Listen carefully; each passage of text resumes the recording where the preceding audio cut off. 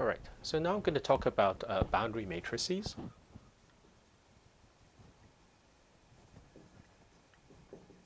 And as I sort of alluded to, it's like previously, the idea, if you will, is that if you have a simplicial complex, obviously the chain groups are finitely generated. So you're essentially the boundary operator, which is a linear map, right? It's essentially a linear map from a finite dimensional vector space to another finite dimensional vector space. So obviously that has a matrix representation. Okay, so let K be a simplicial complex.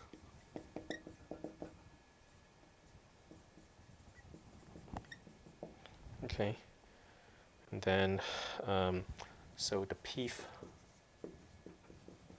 boundary matrix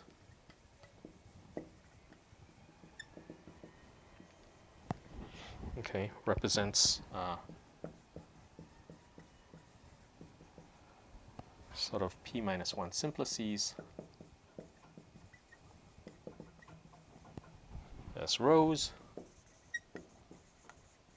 and then P simplices as columns.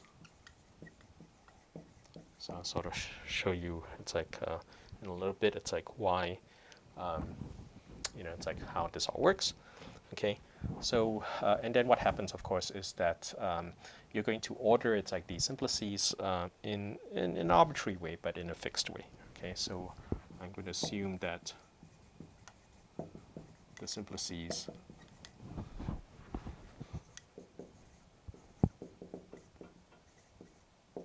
are ordered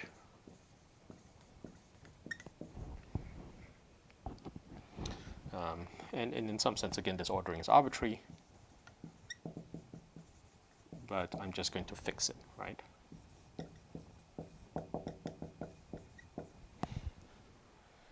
Okay, and then, so then with this ordering,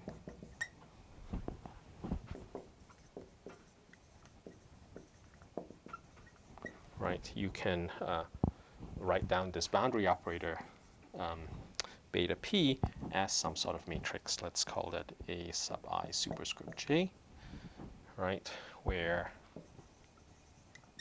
I goes from 1 to the number of p minus 1 simplices, and then j goes from 1 to the number of p simplices. Okay, all right. And then, so aij is equal to 1, right, if the ith p minus 1 simplex, right, has a face, well, is a face, let me phrase that, right, is a face of the jth p simplex. And then aij equals to 0 otherwise, right?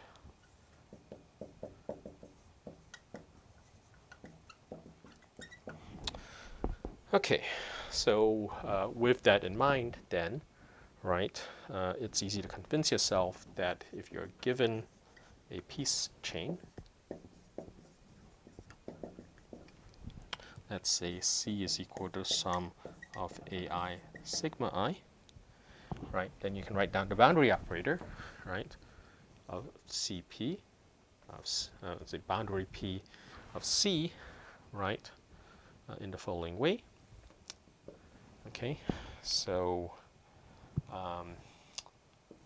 so what I'm going to do is I'm going to write down this matrix, right, A11 all the way up to A1 NP, A NP minus 1, 1 to A NP minus 1 NP.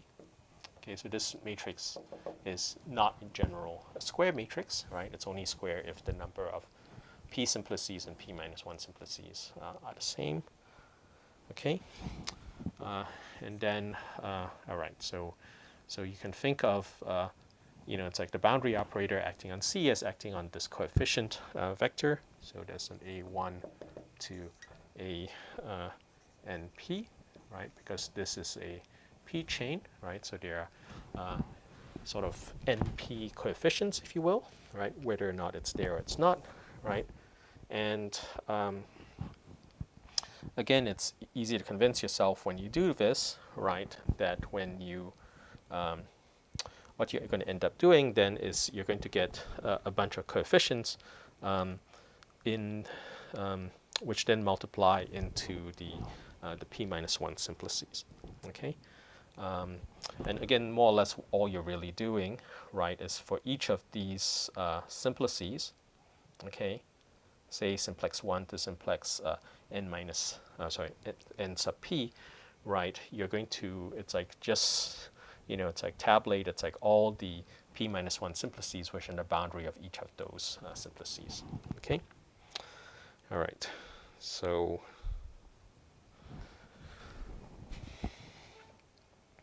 all right. Okay. So maybe I should write this in the following way. Okay. So I would say that boundary p is equal to the sum of, say, bi, that's tau I, right? And then I goes from 1 to np minus 1, okay? And then this is b1 to b np minus 1, okay? So that coefficient vector is equal to this matrix vector product, okay? And I mean, let me just move this a bit further away, all right? So boundary C is equal to the sum of bi tau I, right? I goes from 1 to np minus 1. This goes from I goes 1 to np.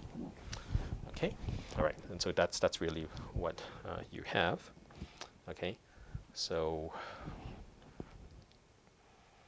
again, sort of the way to sort of think about this is that each of these columns, right, tell you what the boundary of a corresponding,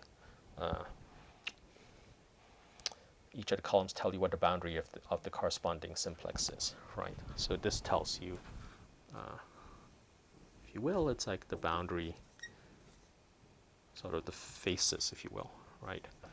The codimension 1 faces of, let's say, sigma I, or sigma 1 here, right? Okay, so the ith, I mean, yeah, so, you know, the ith column of this will tell you the codimension 1 faces of sigma I. Okay, but this is just for sigma 1. Okay, so hopefully that's sort of clear what is going on, right? So each of those columns, it's like tell you what the boundaries of the corresponding simplex are. Okay.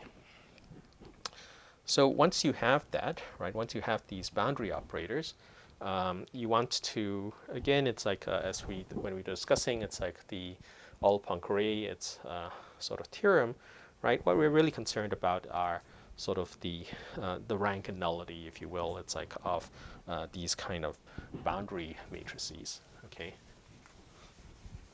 So so what we're going to do then is that we're going to want to essentially transform the basis. Either it's like in the p simplices or the p minus 1 simplices, so that this matrix, it's like has a certain nice form where it's very, very clear what the set of boundaries is and what the set of cycles are. Okay, so so in order to do that, it's like you have to do certain row and column operations.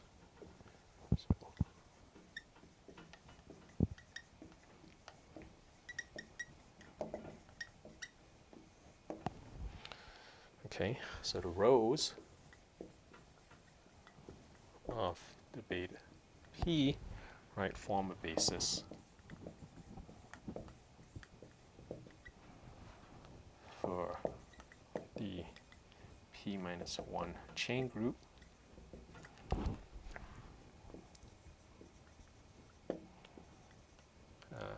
let's call that cp minus 1, and the columns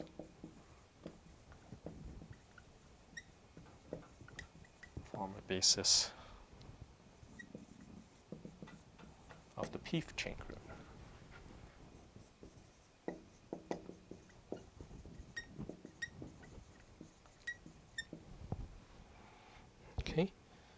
So there are two types of operations which don't change its rank, right? So you want to do operations. It's like on this matrix without changing its rank, right? Okay. So we use sort of two types of column operations.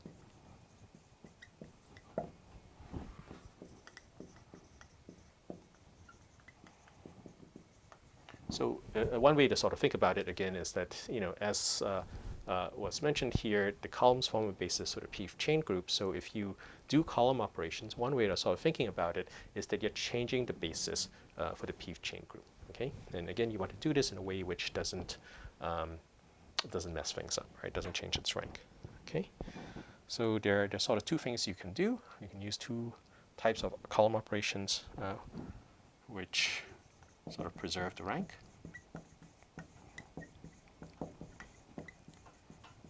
Right, so one of them is that you can exchange columns. So the first one is that you can exchange columns K and L, which of course just corresponded to reordering its like the basis, right? And the second thing is that you can add one column to the other, right? So you can add column, say K to L. Okay, so those are two operations which will not change the rank of the matrix. Okay, and if you've done some linear algebra before, it's like you probably know that one way you can achieve those column operations is that you can multiply, the matrix, this boundary matrix. It's like with a matrix on the right. Okay, so these can be achieved, right, by multiplying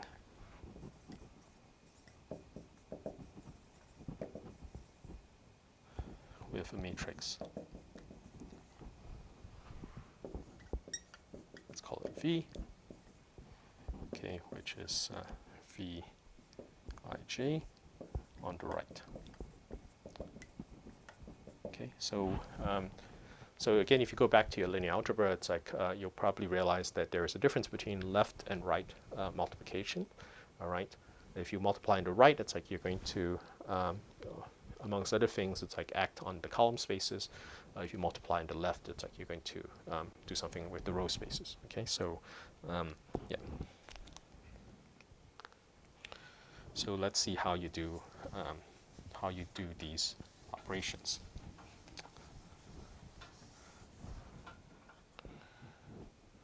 Okay.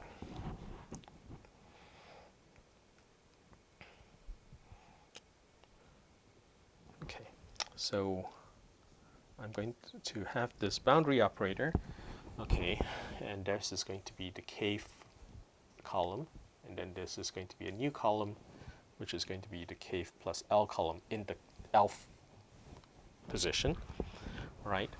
And what's going to happen is that this is more or less the old matrix you started off with, right, which is just K and L, okay, multiplied by another matrix here, okay, which has a bunch of diagonal entries, right? So because, well, actually this is the identity part, right? So there's a bunch of ones, okay, because you want everything to be the same, but you also want to add something. It's like here, okay, and then you have a 1 here, which corresponds to the kth sort of row, right, and the Lth column. Okay. All right. So let's just say it to exchange two columns. Right. We have that VLK equals to VKL equals to 1. And VII is equal to 1, but only for the i's which are not k and l, right? Okay, so, all right, so the interchange comes from having a, it's like a diagonal with ones except at the cave and elf position, right? Then, so I should say this is a square matrix, right? At cave and elf position, those will be zeros, and then what will happen instead is that there'll be a 1 here and there'll be a 1 here, okay? All right. So this is to exchange two columns. Maybe I should draw it out for you, right? So this is the addition part.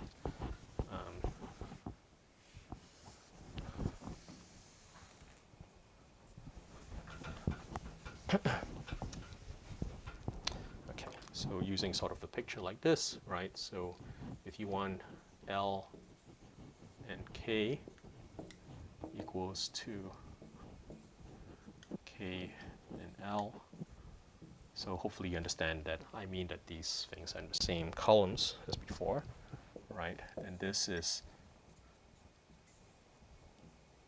a bunch of ones everywhere except at two spots where there's 0. Okay, and this corresponds to the cave position and the elf position.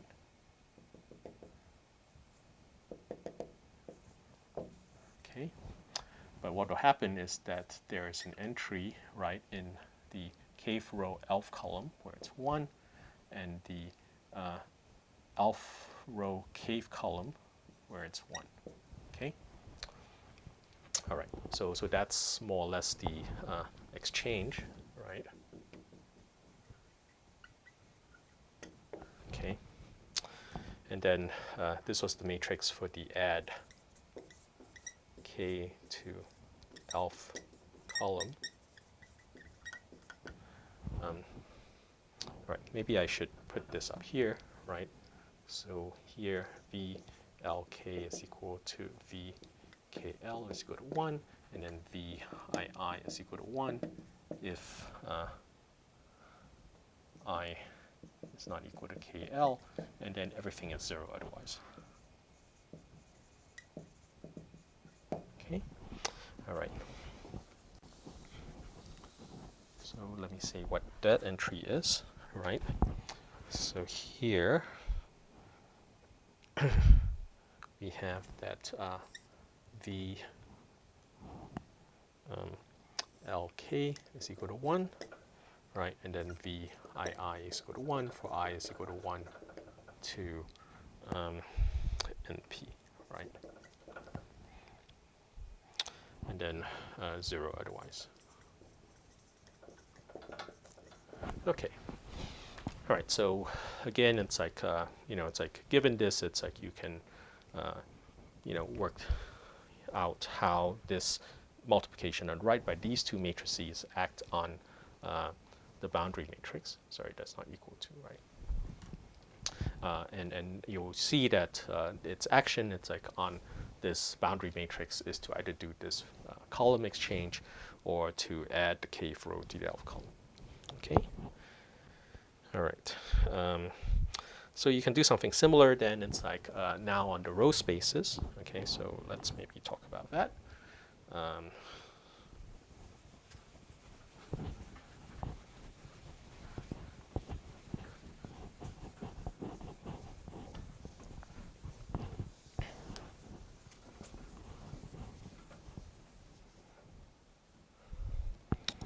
Okay. So to add the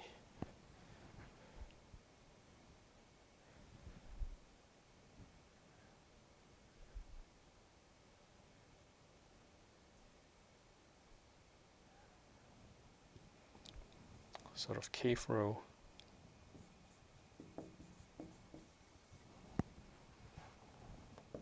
to the elf row, right? So now we have K, then K plus L. All right, so now I have to do a matrix multiplication on the left, okay? And then again, this is an identity. And then at this point, which is the kth column, okay, and the elf row, all right, that's going to be a 1, and then this is going to act on the original matrix.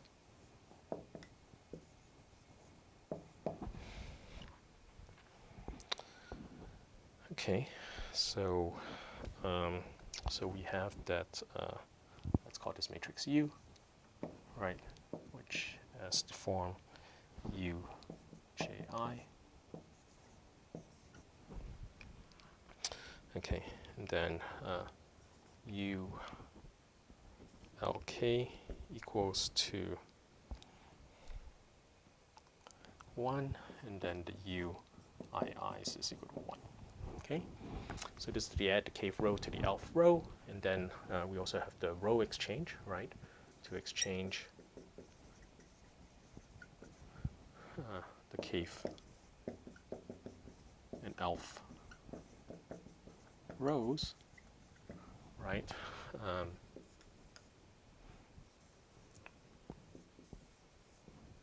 So we have L and we have K is equal to some matrix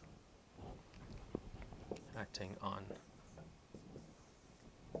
K and L. All right, and again, the idea is, as before, you have a bunch of 1s except at 2 points where there's zeros. And sort of, these other points, they are 1. And they correspond to K and L, K and L. Okay? All right, so that means that ULK equals to UKL is equal to 1, and then UII equals to 1, right, if I is not equal to K and L, and then 0 otherwise, right? I should say this is 0 otherwise as well. Okay, all right. So in any case, it's like, so hopefully it's easy to convince yourself that, these elementary row and column operations having to do with either row or column exchanges, and adding one row to another row or adding one column to another column have to do with these kind of matrix multiplications. Either on the right, it's like if you're working on the columns, or on the left if you're working with the rows. Okay. Yep. Okay. So,